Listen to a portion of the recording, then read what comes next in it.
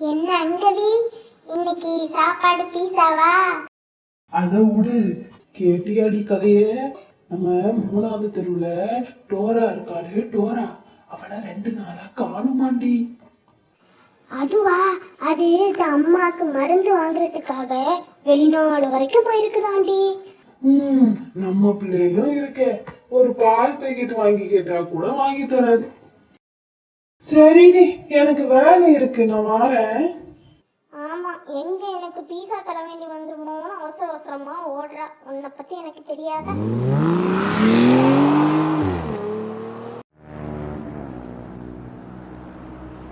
பீஸா delivery வந்து வாங்கிக்கோங்க.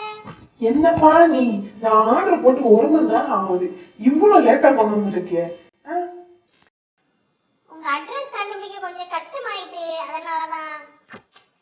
இன்னைக்கு நீ லேட் ஆனதுனால நான் ஏதோ இன்னைக்கு ஃபிஷ் தான் சாப்பிட்டேன்.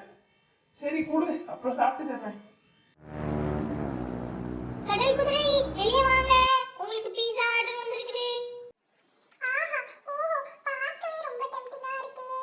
அவருக்கு வைக்க வேணாம், நானே எல்லாத்தையும் சாப்பிட்டறேன். உங்களுடைய பீஸா வாங்கிக்கோங்க. Thank you. கல்யாண சமையல் சாதம், காய்கறிகள் எல்லாம் மோசம், பிஸா மேல பாசம், இதுவே எனக்கு போதும். மேடம், இந்தாங்க உங்களுடைய பீஸா. ரொம்ப நன்றிப்பா. தம்மா தூண்டு பீஸா 500 ரூபாயா? பேசாம நாமளும் பாக்கியலட்சுமி மாதிரி ஒரு ரெஸ்டாரண்ட் ஓபன் பண்ணா என்ன? SHARK. யாருமா கேஷ் ஆன் டெலிவரி? வெளியே வாங்க. ஆத்தாடி, இவனா?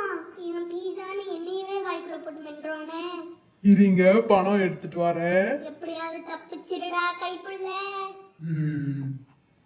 தம்பி, இந்தாங்க உங்க பணம். எங்கப்பா போனேன்?